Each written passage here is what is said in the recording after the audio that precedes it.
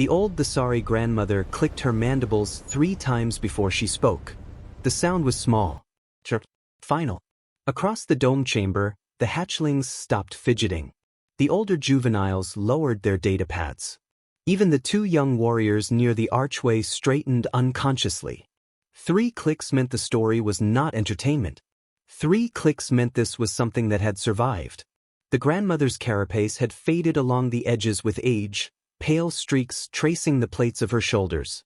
One of her secondary eyes had gone cloudy decades ago, but the others were bright, reflecting the stars beyond the transparent ceiling of the habitat dome. "Before I tell you this," she said, her voice steady, "you must understand one thing." The youngest hatchling tilted forward, antennae twitching. "Not everything that is forgotten," the grandmother continued, "is gone." She let the words settle. Outside the dome, the lights of Verathol Station glowed against the dark, trade vessels drifting in silent arcs, diplomatic transports arriving and departing, the endless hum of the Galactic Conclave continuing its careful management of a restless galaxy. "For 4,000 cycles," she said, "the Conclave has kept order. It is not perfect. It is slow. It argues. It compromises. But it endures." The hatchlings nodded. They had learned this in their early education streams. "The Breath Dominion commands 700 warships," she went on. "The Alun have records older than most species have language. The Pelith marsh dwellers have never raised a fleet, yet no one dares threaten their borders. Every species has a place." She paused. "And yet..." Her mandibles clicked once, softer this time. "There is one name that crosses every border.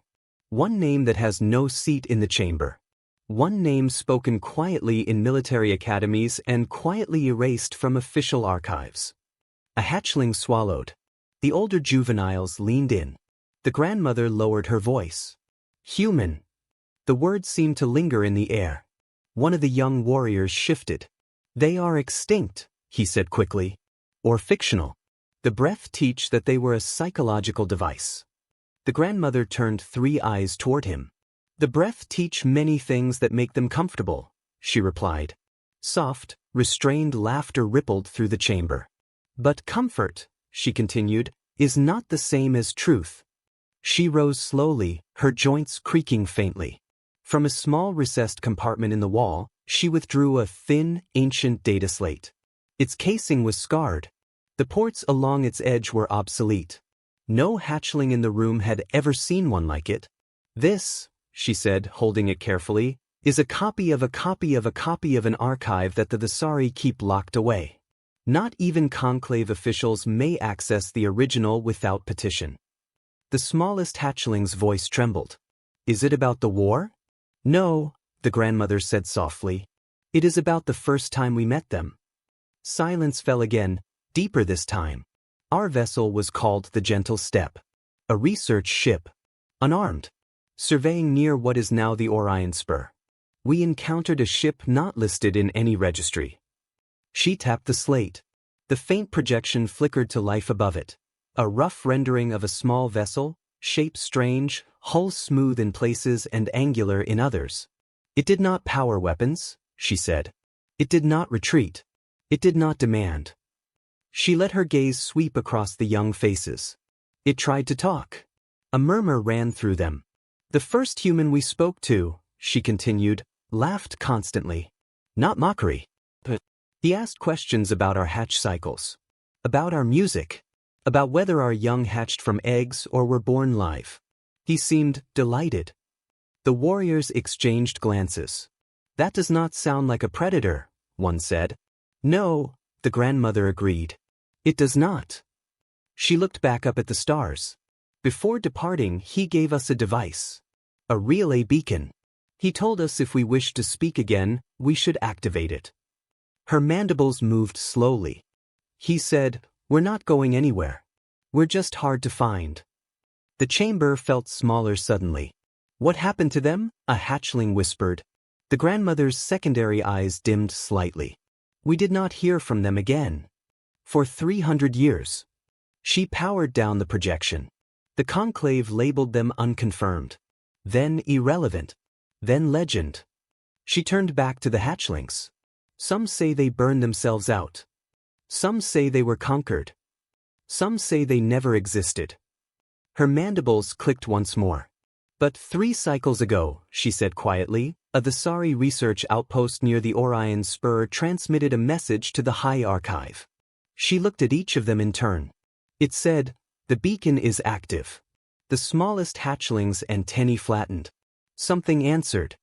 No one moved. Outside the dome, trade ships drifted peacefully. Lights blinked in careful patterns. The conclave chamber was likely arguing over tariffs at that very moment. The galaxy believed it understood itself. The grandmother placed the ancient slate back into its recess. "The breath laugh when they hear the name," she said. "They say humans had no armor, no venom, no hive mind. Short lives." Her voice hardened slightly.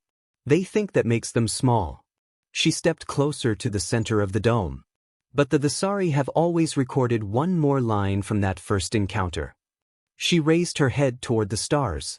When the human laughed and spoke of the future, our captain asked him if his people planned to expand into conclave space. The grandmother's voice dropped almost to a whisper. He said, "We're not expanding. We're learning."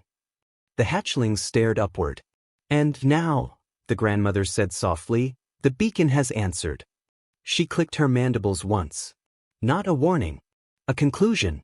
"Children," she said, "when a story waits 300 years before speaking again." She let the silence stretch. "It is no longer a story. It is something that has decided the galaxy is ready to listen." The grand chamber of Verathol Station was designed to make species feel small. It was not cruel about it. It was architectural. The ceiling curved so high it vanished into controlled shadow, the faint glow of embedded starlights simulating a night sky older than most civilizations.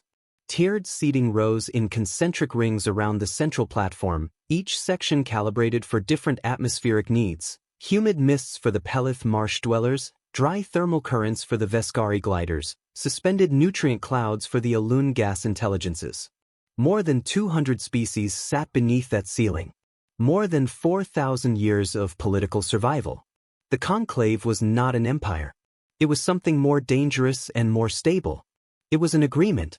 On this cycle, the chamber was full but restless. Trade revisions in the outer spur had dragged on for 12 sessions. The Breath Dominion had objected to revised shipping lanes. The Fenari Trade Compact had countered with archival claims. The Thesari delegation sat in their section beneath cool blue lighting, their posture still and unreadable. High Commander Vale of the Breath Dominion occupied a position 3 tiers above the central floor, not the highest seat, but the one most easily seen. His armor was ceremonial black, polished until the chamber lights reflected in it like dark water. The breath were broad, plated, efficient. Evolution had favored durability. Politics had favored dominance. The outer spur corridor, Vale was saying evenly, has been under Dominion stabilization oversight for 112 cycles. Any sudden reclassification destabilizes not only commerce but security. Security. The word carried weight when spoken by the species that commanded 700 warships. Across the chamber, the Alun pulsed faintly within their nutrient columns. The Pelith Marsh delegates shifted within their floating basins. The Fenari delegate, small, scaled, visibly nervous, clutched his slate. The conclave's purpose was simple: prevent large wars. Manage small ones. Keep ambitious species from believing they could conquer the rest. It worked because every member knew something fundamental. The system was older than any single power. Even the breath. The Thesari ambassador, Shurin, observed quietly. Her carapace had faded at the edges with age, but her posture was precise. She had read the old records. She had read them many times. The word human had not appeared in official conclave transcripts in over a century. That was intentional. There were procedures for dealing with extinct civilizations. Procedures for mythological references. Procedures for politically destabilizing historical claims. There were no procedures for a legend returning. The Fenari delegate cleared his throat. "If I may," he said, voice slightly unsteady, Our navigational charts include older pre-conclave mapping of the Orion-adjacent sectors.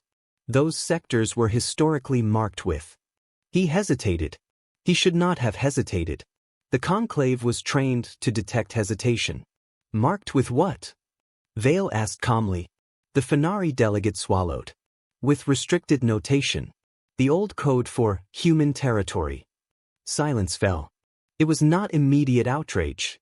It was not noise. It was absence. 200 species stopped moving at once. Even the translation hum dimmed. The Alun's light pulses stuttered. The Pelith marsh dwellers ceased their gentle ripple. The breath officers on the upper tier stiffened almost imperceptibly. Shurin did not move. Vale's eyes shifted downward slowly. Repeat that, he said. The Fenari delegate's throat worked. The charts reference human territorial markers. They predate conclave formation. Whispers began, low, layered, in a dozen frequencies. Extinct. Fabrication. Strategic fiction. The words spread across the chamber like an electrical current. Human. Vale rose. The movement was deliberate. Controlled. When a civilization collapses, he said evenly, we catalog it. When a myth circulates, we correct it. The Breath Dominion has conducted extensive archival reviews of this so-called species. He allowed a faint, dismissive curl to touch his tone. No carapace. No venom. No hive coordination. A lifespan so short it borders on inefficiency. Soft laughter from several military-aligned delegations. A primitive species rumored to have destroyed itself before conclave recognition. His gaze swept the chamber. And every 50 cycles, someone rediscovers an old chart and we repeat this exercise. More murmurs. The conclave preferred stability. Legends were destabilizing. From beneath the cool blue Thesari lights, Ambassador Shurin rose slowly. Her movement cut through the chamber's noise. We have records, she said. No embellishment. No volume increase. Just clarity. Vale turned his gaze toward her. Records, he repeated. Yes, Shurin replied. The word hung. The Thesari did not exaggerate. They did not speculate publicly. They recorded. The chamber waited for elaboration. None came. Vale tilted his head slightly. Then perhaps, he said smoothly, you will share these records with the conclave and resolve this recurring distraction. Shurin held his gaze. Our records are incomplete. A flicker of satisfaction passed through several delegations. Incomplete meant irrelevant. But Shurin continued. They describe contact. The chamber temperature seemed to shift. Contact, Vale repeated. 312 cycles ago, Shurin said. Her voice did not waver. And then? Silence, she replied. There was. The comfortable ending. Silence meant extinction. Silence meant collapse. Silence meant myth. Vale allowed himself a faint nod. As I said. But Shurin did not sit. Our records also include a relay device, she added calmly. A subtle ripple moved across the chamber. A device, Vale echoed. Yes. And has this device functioned? He asked. No.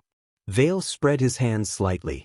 Then I believe we have reached the natural conclusion. Before Shurin could respond, a communications light pulsed in the Thesari section. So, private channel. Shurin glanced downward at her console. Her secondary eyes scanned the incoming message. She did not react immediately. She read it once. Then again. Her posture did not change. Her breathing did not change. But something in the room shifted anyway. Vale noticed. What is it, Ambassador? He asked. Shurin lifted her gaze. The relay beacon, she said calmly. The pause. It is active. Silence returned. Not dismissive silence. Not skeptical silence. This silence was heavier. Vale's posture did not change. Active, he repeated. Yes. For how long? Less than one standard cycle. The chamber erupted. Voices layered over one another in every registered frequency band. Impossible. Malfunction.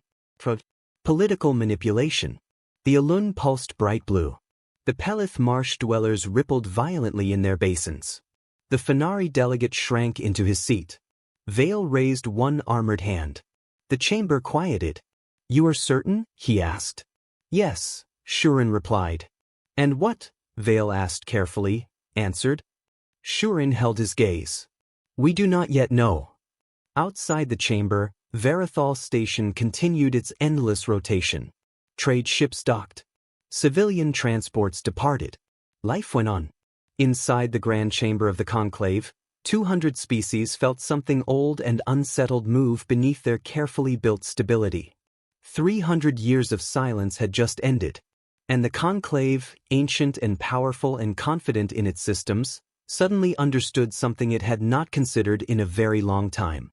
If the humans were real, then the galaxy had been watched. The endless curiosity was not built for history. It was built for patience. Its hull was long and narrow, optimized for survey arrays rather than weapons hardpoints. Its crew numbered 22 xenobiologists, stellar cartographers, 2 linguists, a cultural analyst, and a cook who insisted that morale was a scientific discipline. When Ambassador Shurin's priority directive arrived, the bridge had gone quiet. Coordinates: Orion Spur, outer boundary. Instruction: approach beacon location. Addendum: quietly. Now the ship drifted into position at the edge of mapped space. Beyond this point, the star charts grew thin. Old annotations. Faded claims. Regions labeled unverified or simply unknown. "Beacon signal confirmed," said Communications Officer Residential on, his voice controlled but tight at the edges. "It's broadcasting on the original frequency." "Response?" asked SSI Theranel, chief xenobiologist. Rez On's antennae twitched. "Yes." The words settled over the bridge. "Yes." Theranel repeated. "Yes," he said again. "And it's structured." The main view screen showed nothing but distant stars and a faint orange nebula. Then the sensor console made a sound no Thesari system had ever produced before. It was not an alarm. It was almost curious. Every screen on the bridge lit up at once. "Contact," navigation said. Theranel stepped forward slowly. The vessel appeared as a silhouette first, darker against the stars. Then the visual feed sharpened. It was roughly the size of the Endless Curiosity. Perhaps slightly longer. The hull shape defied simple categorization. It was not symmetrical in the decorative sense, but every curve and angle appeared deliberate, functional. Deep gray-blue plating covered most of its surface. Near the forward section, panels of clean white contrasted sharply. And along its side, in clear lettering, this V pale blue. Below it a small circular emblem. Blue sphere. White swirls. A planet. Translation system processing script, Residential on said. The pause. Designation appears to reference vessel class and planetary origin. Planetary origin? Theranel echoed. Yes. The ship adjusted its orientation slightly.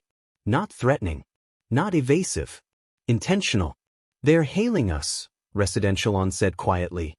Theranel felt all 6 of her secondary eyes turn toward the view screen without conscious instruction. "Open channel," she said. The screen split.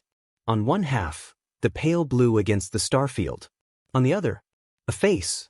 The first human SSI Theranel had ever seen.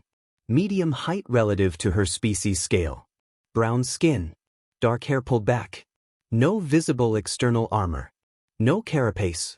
No visible natural weapons. 2 eyes. Focused. There was something in the expression that Theranel would later struggle to describe in her official report. The closest she would come. The look of someone who had been waiting for something a very long time. "Hello," the human said. Her voice was warm. Controlled. A faint current of emotion ran beneath it, not fear. Not aggression. Something steadier. "My name is Captain Alina Vasquez," she continued. "I am from Earth." The translation system lagged half a second behind her words. "I imagine," she said gently, "you have some questions." No one on the Thesari bridge spoke for 3 full seconds. Then Theranel inclined her head slightly. "Yes," she said. "I believe we do." The next 6 hours were structured chaos. The 2 vessels matched velocity, drifting side by side in neutral formation. Translation matrices compared data sets. Linguistic models updated in real time. The humans' side improved rapidly. Almost alarmingly rapidly. They've been collecting our language patterns for some time, Residential murmured. How long? Farinell asked. I don't know. That answer disturbed her more than she expected. In the shared communication environment, Captain Vasquez was joined by 2 additional humans. A tall, quiet male introduced as Lieutenant Harrowchin, and a younger woman with sharp eyes and visible fatigue. Specialist Danny Park, she said, holding a cup filled with dark liquid. Farinell's gaze lingered on it. What is that? She asked. Park blinked. Oh, coffee. The translation system hesitated. It's a stimulant beverage, Park clarified. Helps us stay alert. She took another sip. Do you want some? Farinell paused. Perhaps later. Chen nodded once. Smart, he said simply. The humans did not posture. They did not demand. They asked questions. About the sorry reproductive cycles. About conclave structure. About cultural art forms. The curiosity felt genuine. But underneath it, Farinell sensed something else. Preparation.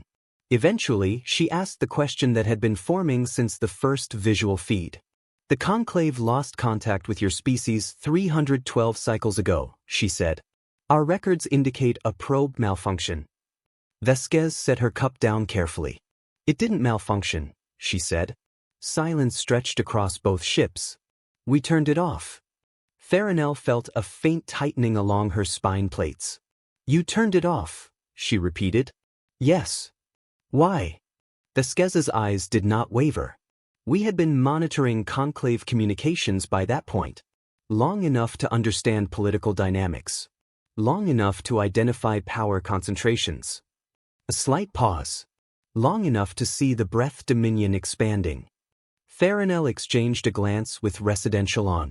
You believed yourselves in danger, she said. We believed introduction carried risk, Vasquez corrected gently. You hid, Farinell said. Vasquez tilted her head slightly. We observed, she said. There's a difference. The words settled heavily. Over the next hour, the scope of that observation became clear. Humanity had not vanished. It had built. Passive listening arrays hidden in asteroid belts. Sensor stations embedded in nebulae. Micro-relays tucked inside drifting debris fields. They did not broadcast. They listened. For 300 years. We learned 47 conclave languages, Park said, almost casually. Chen added, we track fleet deployments. Trade routes. Political realignments. Vasquez looked directly at Farinell. We know the names of breath admirals. The implication was not subtle. Farinell felt something cold move through her. How much, she asked carefully, do you know? Vasquez exchanged a glance with Chen. Enough, Chen said. Silence. Farinell reviewed the sensor data again. The pale blue's energy signature was controlled. Efficient. No obvious heavy weapon systems. A research vessel. Or so it appeared. You answered the beacon immediately, she said. We've been monitoring it for decades, Vasquez replied. When your people moved it closer to this sector, it entered range of one of our listening posts. You were waiting, Farinell said. Yes. There was no embarrassment in the answer. No defensiveness. Just fact. Farinell felt something shift internally. The conclave had spent centuries dismissing humans as extinct. Meanwhile, humanity had been watching the conclave mature. Or fracture. Or expand. Without ever being seen. We did not intend hostility, Vasquez said quietly. If we had, you would not be the first ship we contacted. The statement was delivered without threat. That made it worse. Farinell's mind moved rapidly. The breath would not respond gently to this. They will send ships, she said. Yes, Vasquez replied. She did not look surprised. How many? Chen asked calmly. Standard Dominion projection for unregistered contact, Farinell said. 30 to 50 warships. Park exhaled slowly. That's reasonable, she muttered. Farinell blinked. Reasonable? For a first move, Park clarified. Vasquez's expression remained steady. "We've been ready for this conversation for a long time," she said. Farinell studied her. There was no bravado, no visible anxiety, only readiness. For 300 years, humanity had listened. And now, they had decided to speak.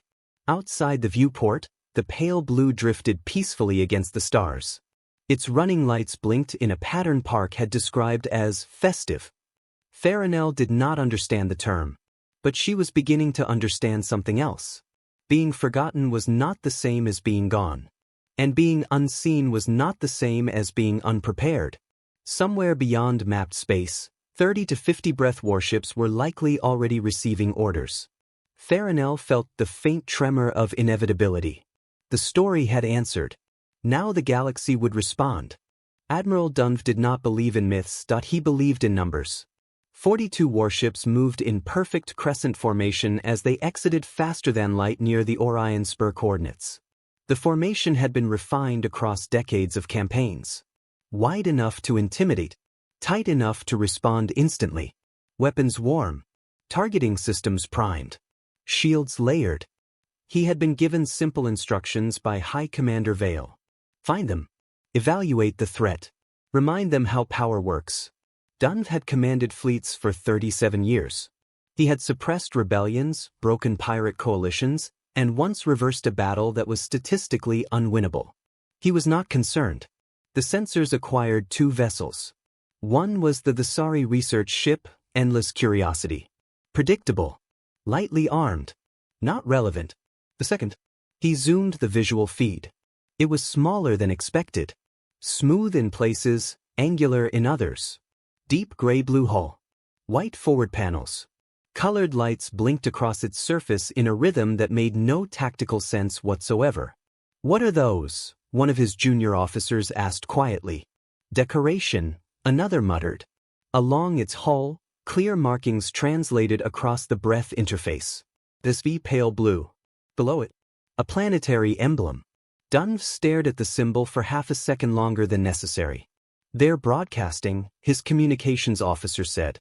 Before he could respond, sound filled the bridge. Music. But percussive. The translation system strained. "I am traveling toward extreme conditions and find this acceptable." Several officers stiffened. Dunf blinked once.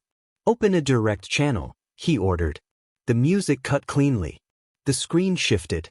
The human captain appeared again. Seated casually. One leg crossed. A cup in her hand. "Admiral," she said smoothly. She pronounced the title correctly. "Welcome to the Orion Spur. I'm Captain Alina Vasquez of the ISV Pale Blue." She smiled faintly. "Can I help you?" Dunf kept his expression unreadable. "You are operating an unregistered vessel in unclaimed space under observation by the Breath Dominion," he said. "Under Conclave Treaty 741, such vessels are subject to inspection." Vasquez nodded slightly. "Treaty 741 applies to commercial vessels operating within mapped trade corridors," she replied pleasantly. "We are neither commercial nor within a mapped corridor." She took a sip from her cup.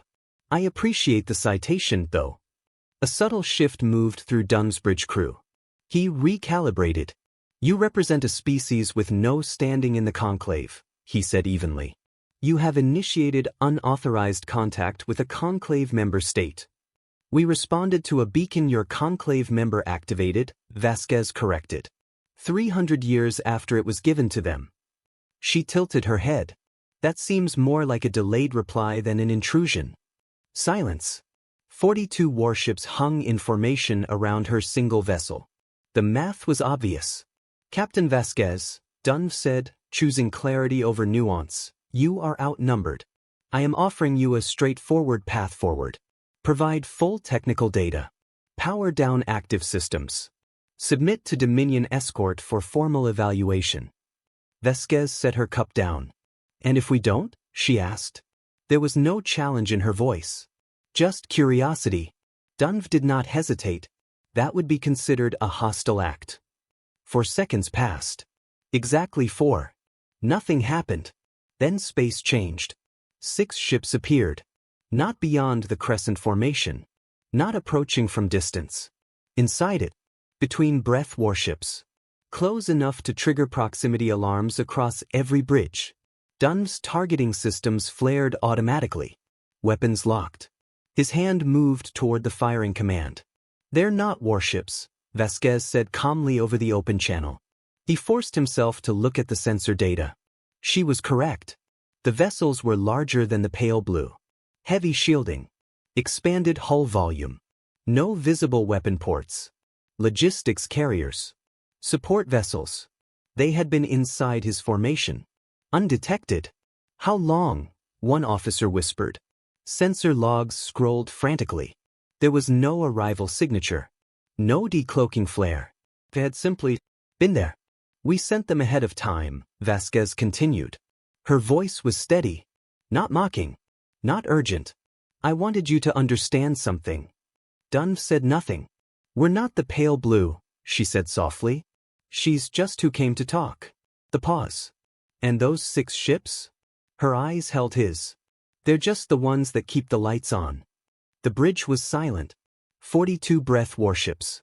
And 6 unarmed support ships sitting comfortably within their formation. Invisible until they chose not to be. "We didn't bring our warships," Vasquez added. A small tilt of her head. "We didn't think we'd need them." Another pause. "But if you want," she said quietly, "I can have some here in about 4 hours." No bravado. No raised voice. Just information. Dunf's breathing slowed deliberately. He thought about sensor blind spots. About 300 years of observation. About what it meant that these ships had staged themselves inside his formation before he arrived. Not as a threat. As a demonstration. He was not afraid of the 6 ships. He was afraid of what he could not see. "Admiral," his second-in-command murmured, "Orders?" Dunf kept his eyes on the human captain. She was not afraid. Not even slightly. He considered escalation. Firing would likely destroy the support ships instantly. But what then? If warships truly were 4 hours away? If this was not a bluff? And if the Conclave was watching? He imagined the report to High Commander Vale. "We arrived. We threatened. They were prepared. We could not see them." "Hold position," he said at last. "Stand down targeting." A ripple of tension moved across the bridge. Dunf kept his voice level. "We will withdraw to Dominion space to report and await further instruction." Across the channel, Vasquez nodded once. "I think that's wise," she said. "For what it's worth, Admiral, the offer to talk remains open. We've waited 300 years already." She picked up her cup again. "We're not in a rush." The channel closed. On Dunf's command, the breath fleet pivoted smoothly. 42 warships withdrew in perfect formation. Behind them, the pale blue drifted calmly, festive lights blinking in their strange, cheerful rhythm. One of Dunf's analysts spoke carefully. "She said 4 hours." "Yes," Dunf replied. "Do you believe her?"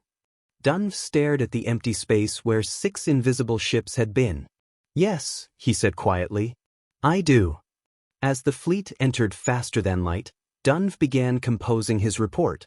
It would not be simple. It would not be comfortable. He started with the only sentence that felt accurate. "They are real. And we have underestimated them." Far behind the retreating fleet, the pale blue's lights continued blinking. Patient. Unhurried. As if it had always known this moment would come. Humiliation is a quiet thing. It does not shout. It does not rage in public. It waits until doors close. The High Council chamber of the Breath Dominion was sealed within hours of Admiral Dunn's return. No observers. No conclave transmission access. Only senior command and strategic intelligence. High Commander Vale stood at the center of the chamber, armor unadorned now, ceremonial polish replaced by functional plating. Dunn's report hovered as a 3-dimensional projection above the table. 6 ships. Inside formation. Undetected. Support vessels.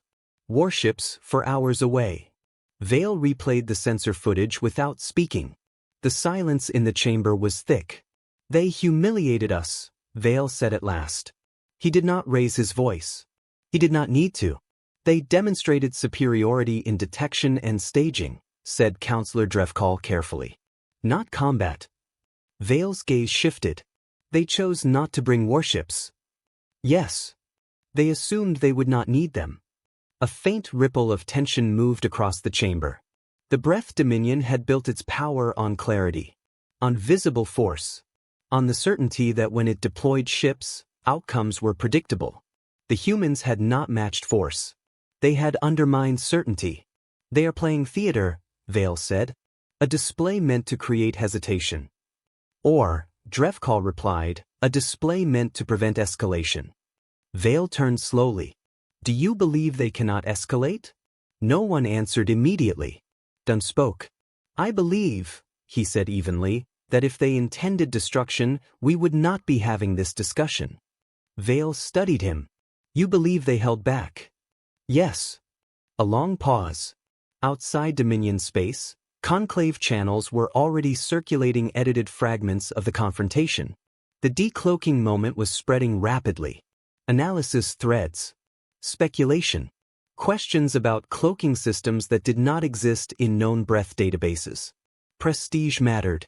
The Dominion's authority rested not only on ships but on perception. We will not be seen retreating from a myth, Vale said finally. He activated the central display. A star map expanded outward. A blue-white star pulsed at its center. Sol, he said. Their home system. The chamber grew very still. The Grand Armada has not deployed in full since the Second Border War, Drevkal said carefully. Correct, Vale replied. He expanded the fleet registry. 812 ships. Warships. Command carriers. Siege platforms. Logistical support. Everything.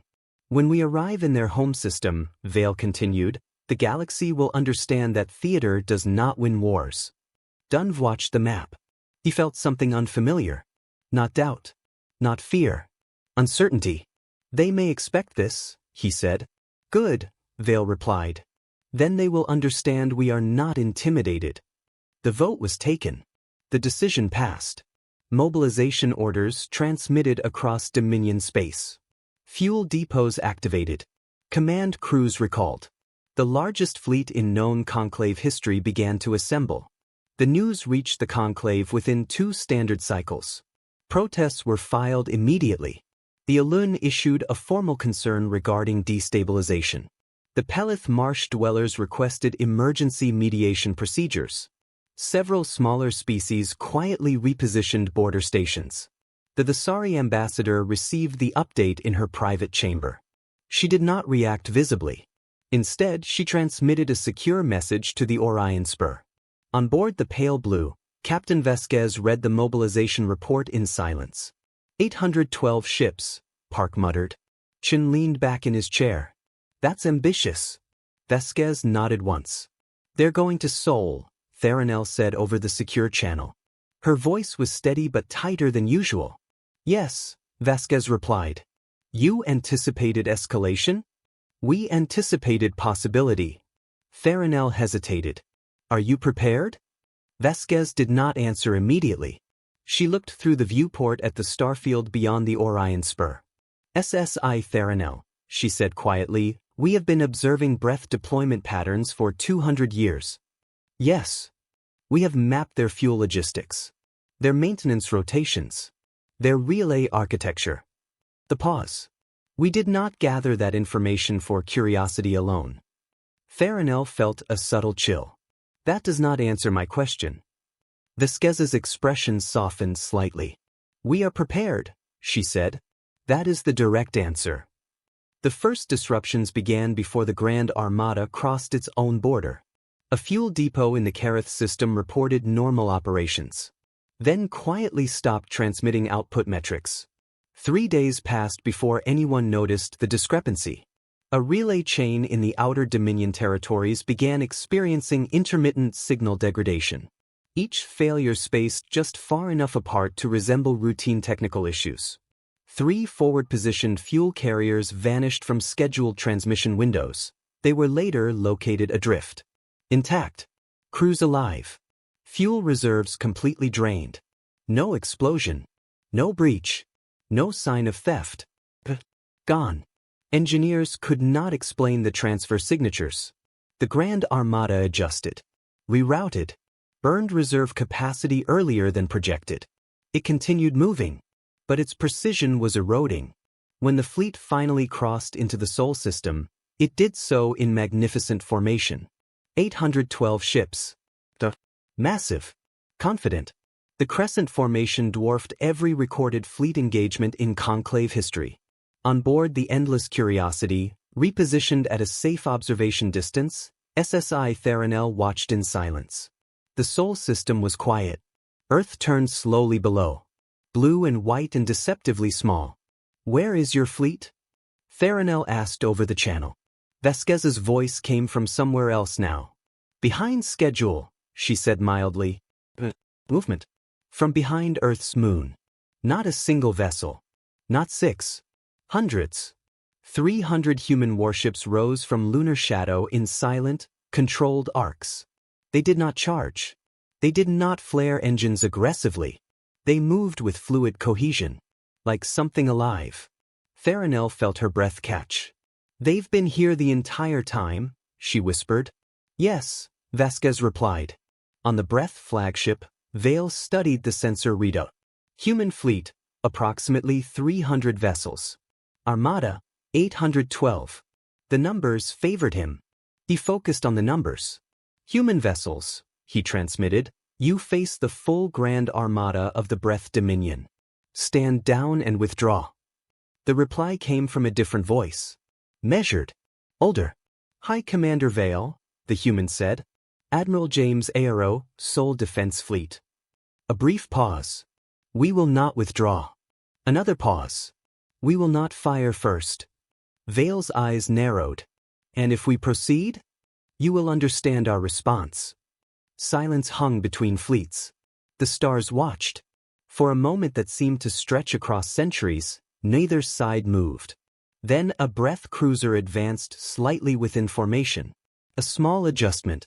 Perhaps accidental. Perhaps not. Human ships reacted instantly. The battle lasted 11 minutes. The human fleet did not behave like any Conclave doctrine. They did not concentrate fire. They did not attempt total destruction.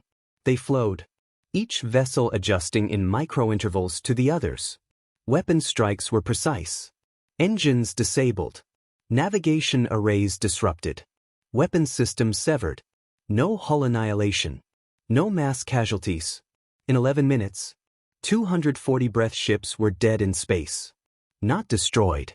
Disabled. Every crew alive. The rest of the Armada held position. Stunned. Vale stared at the display. 240 ships. Gone. Without a single confirmed human loss. Admiral Aero's voice returned. "High Commander," he said calmly, "check your crew reports." The pause. "They are alive." Another pause. "We can assist in repairs." The implication was clear. This was not about annihilation. It was about demonstration. "We do not want war," Aero said. "But we are very good at them."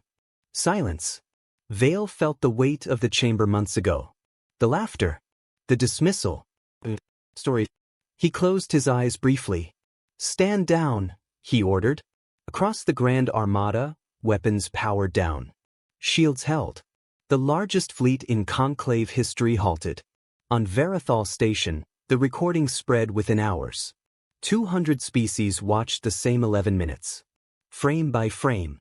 The decloaking inside formation had been unsettling. This was definitive. Humanity had not destroyed the Armada. They had stopped it. Cleanly. Mercifully. Precisely. The myth was over. The question was no longer whether humans existed. It was what the galaxy would become now that they did. The Grand Chamber of Verathol Station had never been so full. Not during the Second Border War. Not during the Alun energy crisis. Not even during the Breath Dominion's formal expansion vote 2 centuries earlier. Every seat was occupied. Overflow delegates lined auxiliary platforms. Broadcast arrays hummed at maximum capacity. Across the galaxy, billions of citizens tuned into the Conclave feed. At the center of the chamber stood a podium that had witnessed treaties, ultimatums, and declarations of war. Today, it would witness something else. The Breath delegation was present. That mattered. High Commander Vale sat upright, armor polished once more, expression unreadable. 240 of his ships were currently adrift in the Sol system awaiting human repair crews. He had chosen to attend in person. That mattered more. Across the chamber, beneath cool blue Thesari lighting, Ambassador Shurins sat perfectly still. Beside her stood SSI Theranel, her xenobiological report already circulating through academic networks at unprecedented speed. The murmur in the chamber subsided as a single human figure approached the podium. Dr. Amaro Sai. 63 years old. Historian. Now ambassador of the United Earth Council to the Galactic Conclave. She did not rush. She did not scan the chamber nervously. She simply stood. "My name is Dr. Amara Osai," she began, her voice steady, amplified through translation fields. "I represent Earth." The chamber waited. For arrogance. For triumph. For threat. Instead, "I would like to begin," she said, with an apology. The word rippled across the chamber like a subtle shockwave. The Breath delegation stiffened slightly. The Alun pulsed brighter. Shurin's mandibles clicked once, softly. "We are not apologizing for protecting ourselves," Amara continued. "When we turned off the probe 300 years ago, we believed introduction carried risk. That decision was deliberate." She paused. "But silence has consequences." Her gaze moved across the tiers. "For 3 centuries, we observed conflicts we might have helped de-escalate. We watched smaller species negotiate from disadvantage. We saw suffering we might have eased had we chosen differently." She did not lower her eyes. "We made a reasonable decision. It still cost something." The chamber was very quiet. This was not how victorious species spoke. "We are not here," she went on, "because we are the most powerful fleet in this chamber." A faint shift among several military delegations. "You have seen what we are capable of," she said calmly. "We are not hiding that." A brief pause. "But power is not why we are requesting a seat." She folded her hands lightly on the podium. "We are here because we are curious." The word seemed almost fragile. 300 years of listening has made us want to participate. Not dominate. Not replace. Participate. Her eyes moved toward the Breath section. "We believe systems can improve. We believe conversations can shift trajectories. That belief is not optimism. It is a working assumption we carry everywhere." She allowed the silence to settle. "We believe this conclave is worth strengthening." Up in the Breath delegation, Vale did not move. But he was listening. Amara continued. "We are prepared to submit our listening network for conclave review. We are prepared to negotiate territorial status. We are prepared to share defensive technology under structured agreements." A murmur moved across the chamber. "That was not expected. However," she added gently, "we will not dismantle the systems that ensured our survival." Her voice remained steady. "We hope that is understood." She stepped back slightly. "Earth formally petitions for recognition and membership in the Galactic Conclave." The chamber exhaled collectively. The vote began. One by one, delegations signaled. The Alun, yes. The Pelith Marsh Dwellers, yes. The Fenari Trade Compact, yes. Midter Powers, yes. Smaller species that had watched the Sol engagement with something like awe, yes. The count climbed steadily. Then the Breath Dominion indicator illuminated. The chamber focused. Vale rose slowly. His voice carried without amplification. "The Breath Dominion does not endorse this petition." A ripple of tension. He paused. "We also do not reject it." A second ripple, different this time. "We abstain." Gasps in several sectors. An abstention was not surrender. But it was not resistance. Vale remained standing. "We acknowledge," he said carefully, "that the human species has demonstrated capability, restraint, and strategic clarity." His eyes shifted briefly toward Amara. "We will engage in further dialogue." He sat. The vote concluded. By overwhelming majority, Earth was admitted. No fireworks. No dramatic gestures. Just a shift in the chamber's official record. Human. Member state. Outside the chamber, reactions unfolded quickly. 3 client species within breath-controlled territories quietly transmitted inquiries to both the Conclave Mediation Office and the new human delegation. They asked carefully about options. Not rebellion. Not secession. Options. On board Verithal Station, Captain Vasquez handled the first of those conversations personally. She did not promise protection. She did not promise easy outcomes. She explained conclave procedures. She explained timelines. She explained consequences. We are not here to destabilize the Dominion, she said evenly in each call. But we will always answer honestly when someone asks about alternatives. Word reached Vale within 2 cycles. He sent a formal protest. The message was precise, cold, accusatory in tone. Vasquez drafted the reply herself. The United Earth Council has no intention of destabilizing breath space, she wrote. A stable dominion benefits the galaxy, including Earth. The pause. We will not refuse conversation with those who request it. She hesitated, then added a final line not required by diplomatic format. You came to the table when it mattered, High Commander. That is not nothing. Vale did not respond directly to that sentence. But the tone of the next Dominion communication shifted slightly. Less rigid. Less sharp. Not warm. Breath were not warm. But different. Weeks passed. Human engineers assisted in restoring disabled breath ships. True to promise, no sabotage. No hidden traps. The repairs were clean. Professional. Precise. Breath crews observed carefully. They learned. Human fleets withdrew to sole defensive perimeters. They did not expand aggressively. They did not claim territory beyond what had been historically marked. That mattered. In academic circles, SSI Theranel's published First Contact report became the most accessed document in Conclave history. The most discussed section was not about fleet maneuvers. It was a footnote. She wrote, "They are not different because they are stronger. They are different because they assume things can improve and act accordingly." In the Conclave observation garden, Captain Vasquez sat on a bench beneath a canopy of plants from 40 worlds. SSI Theranel joined her. For a while, they said nothing. Finally, Theranel clicked her mandibles softly. He abstained.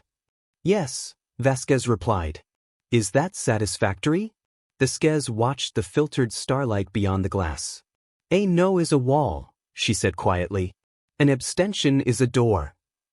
Theranel considered that. You are the disruptive, she observed. Vasquez smiled faintly. We've been told. Later that cycle, High Commander Vale remained alone in the breath delegation chamber long after the others had departed. He looked toward the now empty podium. He thought about 300 years of silence. About 6 support ships inside his formation. About 240 disabled warships and 0 dead crews. About a historian apologizing for absence rather than boasting of power. He had called them a story. He had dismissed them as inefficiency. Now the story was seated at the table. And it had chosen not to crush him. That unsettled him more than defeat would have. Vale rose slowly. He adjusted his armor. And instead of walking toward the Dominion Secure Communications Wing, he turned toward the corridor that led to the Conclave's public negotiation rooms. He did not know exactly what he would say. He only knew something fundamental had shifted. Outside the station's viewports, the stars remained steady. They had not changed. But the balance between those who watched them had. For 300 years, humanity had listened. But they were speaking. And the galaxy was finally answering back. Power does not collapse all at once. It develops hairline fractures first. They are easy to ignore. Until they connect. 3 standard cycles after the Sol engagement, the first formal petition arrived from the border world of Kareth Minor, a client system long aligned with the Breath Dominion. The language was careful, respectful, measured. We request clarification regarding the legal pathways available to reassess our status within the Dominion structure under conclave oversight. Not rebellion. Not accusation. Clarification. It was transmitted simultaneously to the Conclave Mediation Office, and to the newly seated human delegation. Within hours, 2 more followed. Small systems. Peripheral. Historically dependent on breath security guarantees. Each petition phrased almost identically, each asking gently, "Are there options?" On Verathol Station, the human delegation received the requests in a secure briefing room. Dr. Amara Osai read the first petition without speaking. Captain Vasquez leaned back in her chair. "They're testing the door," Chin said quietly. "Yes," Amara replied. "They wouldn't risk this without thinking the balance shifted," Park added. "It has shifted," Vasquez said. She stood and walked toward the viewport overlooking the conclave chamber below. "We don't push them," she said. "We don't encourage fragmentation." Amara nodded. "We answer honestly." That afternoon, Vasquez initiated 3 separate secure channels. No press. No public broadcast. In each call, the border world representatives appeared tense but composed. "We are not asking for protection," the Kareth Minor delegate clarified quickly. "We are asking for procedural understanding." "Understood," Vasquez replied. She outlined conclave mechanisms for status review. She detailed arbitration timelines. She explained risks. "There will be political consequences," she said calmly.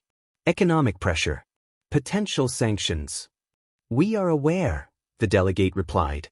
Vasquez did not offer military backing. She did not hint at hidden fleets. She did not need to. Word of Seoul had traveled everywhere. When the calls ended, Chin exhaled slowly. "They're going to proceed." "Yes," Amara said. Vasquez remained by the viewport. "Make sure our response is logged transparently with conclave oversight," she added. "No shadows." The Breath Intelligence Directorate detected the communications within hours. Vale received the briefing in his private command chamber. He read the petitions twice. Then the human responses. He noted the absence of overt manipulation, the absence of promises. He noted something else too. The tone. Respectful. Not opportunistic. 3 systems, Dunn said quietly from across the chamber. Peripheral. Economically minor. Symbolically significant, Vale replied. The Dominion had maintained cohesion for centuries through strength and predictability. The Seoul engagement had introduced uncertainty. Uncertainty invited alternatives. "Shall we suppress the petitions?" one counselor asked. "And validate every accusation the humans never made?" Vale replied coolly. Silence. The room understood the implication. Force now would confirm weakness.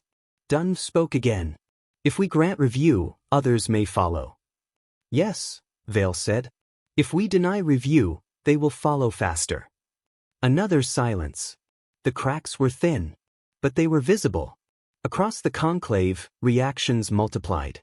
Mid-tier powers began recalculating alliances. Smaller species previously aligned with breath security quietly increased diplomatic contact with Earth. The Alun released a cultural communique praising measured restraint as the highest form of strength. That line circulated widely. SI Theranel observed the shifts with careful attention. She met Vasquez in the observation garden again. "The Dominion is not collapsing," Theranel said. "No," Vasquez agreed. "They are adapting." Theranel tilted her head. "You sound almost hopeful." Vasquez smiled faintly. "Adaptation is better than war." "And if they do not adapt?" Vasquez looked up at the stars. "Then we do." In Dominion space, Vale stood before a closed High Council session. "We are not at war," he began. "We were tested. We were measured." He allowed the words to settle. "And we were found predictable." A few counselors stiffened. "That is not defeat," Vale continued. "It is information." He activated a display of human fleet maneuvers from the Seoul engagement. They did not destroy 240 ships. They disabled them. He turned toward the council. "That is not the behavior of a species seeking conquest. It is the behavior of one seeking leverage," a counselor countered. "Yes," Vale agreed. "And leverage can stabilize as easily as destabilize." He deactivated the display. "We will permit procedural review for the 3 petitioning systems." A murmur rippled across the chamber. We will not obstruct conclave arbitration. Dunv watched him carefully. High Commander, he said, this will be seen as concession. Vale met his gaze. It will be seen as confidence. The conclave chamber convened for arbitration hearings within 2 cycles. Earth's delegation sat quietly. The Breath delegation did not obstruct. They argued. They negotiated. But they did not threaten. For the first time in centuries, the Dominion faced a structured review without deploying warships. Across the galaxy, analysts began using a new phrase. Post-soul balance. The phrase implied something profound. The galaxy had not been conquered. It had not been destroyed. But it had been altered. Later that week, Vale received a private message. No official channel. No ceremonial greeting. Just text. From Captain Alina Vasquez. High Commander, we are not your enemy. A stable Dominion makes the conclave stronger. You came to the table when you could have escalated. That matters. He read it twice. Then deleted it. Not out of anger. Out of caution. But the message remained in memory. Vale stood before the viewport of his command chamber, watching Breath warships drift in careful formation. For decades, he had believed certainty was strength. Now he understood something else. Predictability was vulnerability. The humans had not attacked. They had not demanded tribute. They had not claimed territory beyond what was historically marked. They had shifted gravity. And gravity did not shout. It pulled. Slowly. Inevitably. On Earth, Admiral Aero reviewed post-engagement assessments. Breath adaptation probability? He asked. Chen glanced at the data feed. Moderate to high. Civil war probability? Low. They're too structured. Aero nodded. Good. He looked at the Sol defense fleet drifting beyond lunar orbit. 300 ships. Prepared. We don't win by breaking them, he said quietly. We win by letting them change. Back on Verathol Station, the observation garden rustled softly in filtered starlight. Vasquez sat beside Theranel again. You've made things complicated, Theranel observed. Vasquez chuckled. We were always going to. Theranel's mandibles clicked once. In the Sari culture, she said thoughtfully, when a long question begins to move toward its answer, we make a single click. Why 1? Vasquez asked. 3 is warning. 1 is acknowledgement. Vasquez nodded. So which is this? Theranel looked toward the conclave chamber. The answer is still forming. She clicked once. So, measured. The galaxy had believed it was stable. It had believed it understood power. Now it understood something else. Some species conquer. Some dominate. And some. And when they finally speak, the entire balance shifts. The fracture did not come from the humans. It came from within. Dominion space had always appeared unified from the outside. Fleets disciplined, borders firm, client systems orderly beneath Breath oversight. But unity maintained by strength can become brittle when strength is questioned. 3 cycles after the arbitration hearings began, a Breath battle group stationed in the Varek cluster failed to respond to command pings. At first, it looked like relay interference. Then a Dominion custom station in the same region transmitted an unscheduled alert. Unauthorized command override detected. Within minutes, the message cut off. On Verathol Station, conclave monitoring systems flagged the anomaly. It was SSI Theranel who noticed the pattern first. This is not technical failure, she said quietly in the Vasari observation suite. Then what? Ambassador Shurin asked. Theranel zoomed the map. The Varek cluster sat along a peripheral trade corridor, strategically minor, symbolically significant. The disabled Breath battle group had been one of the units publicly critical of Vale's abstention vote. A Dominion internal security feed suddenly reactivated. Static. A Breath commander appeared. Armor scorched. Voice sharp with conviction. The Dominion has grown weak, he declared. We will not kneel to myth. We will restore proper authority. The transmission cut. In Dominion High Command, Vale watched the recording without expression. Admiral Kreth, Dunn said quietly. He commanded the Varek group. Does he have fleet support? Vale asked. 3 cruisers. 2 frigates. Local militia craft. A small force. But dangerous for another reason. Ideological fracture. He's framing this as restoration, Dunv added. Yes, Vale replied. The word myth again. The same dismissal that had echoed in the conclave chamber weeks earlier. Now weaponized internally. He will attempt a symbolic strike, Vale said. Where? Somewhere visible. On Earth, Admiral Aero received the intelligence packet from conclave monitoring within minutes of the breach. Chen read the file quickly. Breath Splinter Faction, he summarized. Hardliners. Estimated objective? Aero asked. Chen hesitated. Likely Earth. Silence settled over the Seoul defense briefing room. Not because Earth was vulnerable, but because the timing was not accidental. A splinter attack would allow Dominion leadership to claim plausible deniability.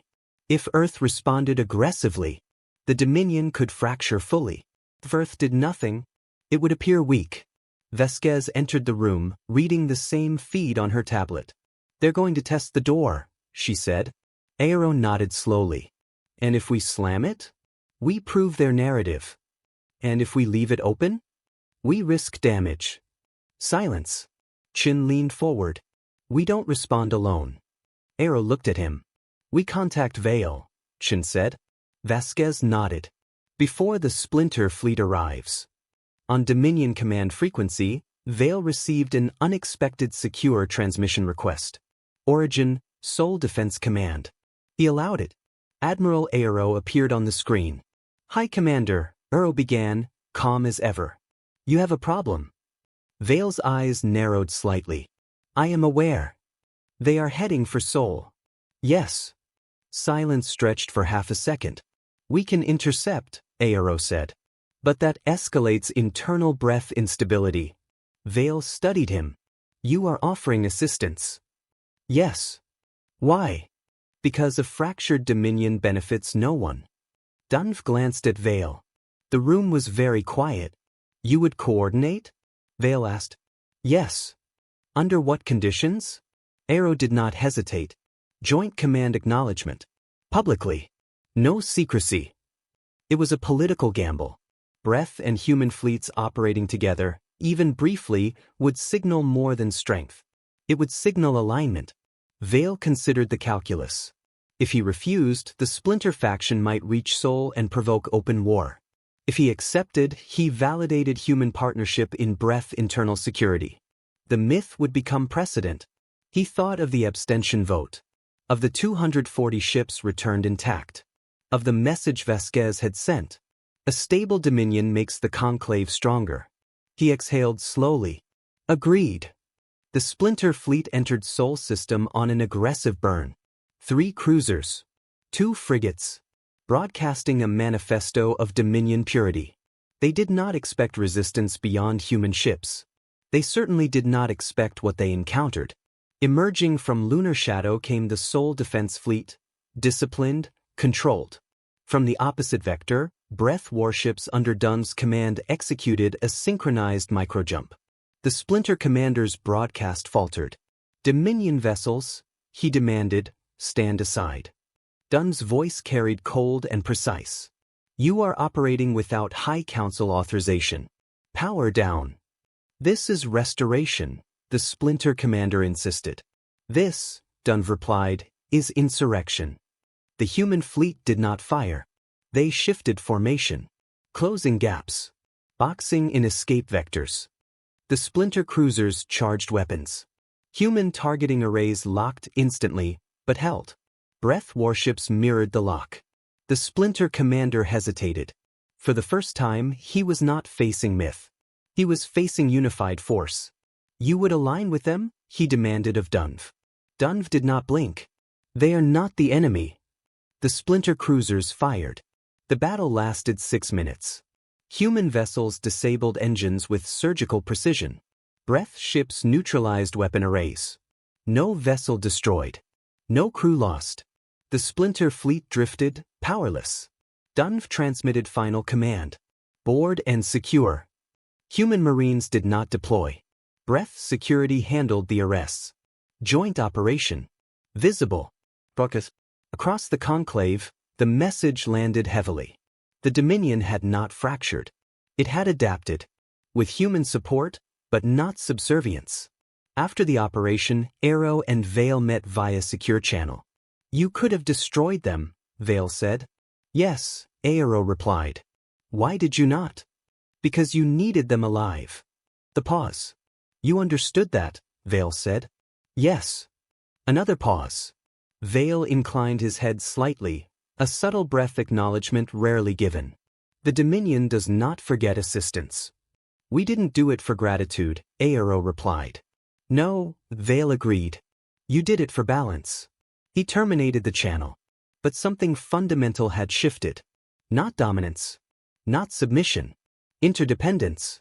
On Verathal Station, the conclave chamber convened again, this time not for arbitration, but for acknowledgement. The joint action was logged formally. A new precedent entered the records. Sol, Dominion Cooperative Interception. Sai Theranel observed the proceedings carefully. Later, she joined Vasquez in the observation garden. You prevented collapse, Theranel said. We prevented escalation, Vasquez corrected. Theranel tilted her head. You are changing faster than I predicted. Vasquez smiled faintly. Adaptation works both ways. Above them, stars burned quietly. The galaxy had expected humans to conquer. It had expected the breath to resist. Instead, it had witnessed something rarer. Two powers choosing restraint. The myth was no longer about hidden strength. It was about controlled strength. And that was far more dangerous. It did not begin with a fleet. It did not begin with a rebellion. It began with a question. 3 weeks after the joint interception in Seoul, Dr. Amaro Sai requested a closed conclave session under Article 7, Strategic Disclosure. The article had been invoked only 4 times in 4,000 years. Twice for existential threats. Once for a stellar instability event. Once for the discovery of a rogue artificial intelligence network in the Perseus Arm. The chamber filled quickly. Even those who disliked humanity's rapid ascent attended. Especially them. High Commander Vale was present. Ambassador Shurin sat motionless beneath cool blue lighting. The Alun pulsed faintly in anticipation. Amara stepped to the podium. This is not a military briefing, she began calmly. It is a historical one. A ripple of confusion moved through the tiers. We have been asked, she continued, why humanity observed for 300 years rather than introducing ourselves earlier. She folded her hands. The answer is incomplete if framed only as fear of the Dominion. Vale's gaze sharpened slightly. Amara activated the central display. A map of the galaxy appeared, not political but energetic. Fine lines crisscrossed star systems. Trade routes. Communications relays. Power grids. Overlaid atop it was another layer. Subtle. Faint. Irregular clusters of red. These, she said, are gravitational anomalies we began detecting 230 cycles ago. Murmurs spread. Localized distortions, she continued. Initially minor. Increasing in frequency. SSI Theranel leaned forward. Natural, she asked. Partially, Amara replied. Some correlate with known stellar phenomena. Some do not. The red clusters pulsed. 200 years ago, we believed these anomalies were random. She zoomed outward. They were not random. They formed patterns. Long, slow-moving arcs. Crossing sectors. Intersecting trade corridors. Moving to the Orion Spur. A low murmur moved through the chamber. Vale's secondary display lit with breath internal data. He saw it too. Amara continued. 300 years ago, when we first encountered the Visari, these anomalies were distant. She changed the projection. A timeline appeared. The red clusters slowly migrated inward across centuries. They are accelerating. Silence thickened. What are they? A Palith delegate asked. We don't know, Amara answered. Honest. Direct. We know they are not consistent with typical stellar drift. We know they distort communications. We know they disrupt long-range sensors intermittently. And we know, she paused, that your supply depot failures during the Armada mobilization were not caused by us. The chamber went utterly still. Vale's head lifted. Explain, he said. We sabotaged nothing in Dominion space, Amara said calmly. We monitored. We predicted vulnerabilities. But the fuel transfers? The relay degradations? She zoomed the map again. The red clusters overlapped precisely with each disruption event. A long, slow wave moving through Dominion territory. We misattributed those failures to you, Dunn said quietly. You misattributed them to timing, Amara corrected gently. Another layer appeared. Simulations. Projected paths. The red arcs converged toward one region. The Orion-adjacent sectors. Near the original beacon coordinates. The same region where the gentle step had first encountered humanity. The chamber absorbed the implication. You knew this before Sol, Vale said. Yes. And you did not inform the Conclave. We did not have proof. And now? We have probability. Alunic pulses intensified. What is the projected impact? Shuren asked. Amara took a breath. If the anomaly cluster continues accelerating at current rates, it will intersect multiple major trade corridors within 50 cycles. Effects, another delegate demanded. Sensor blindness. Navigation distortion. Energy grid instability. The pause. In worst-case models, system-scale gravitational turbulence.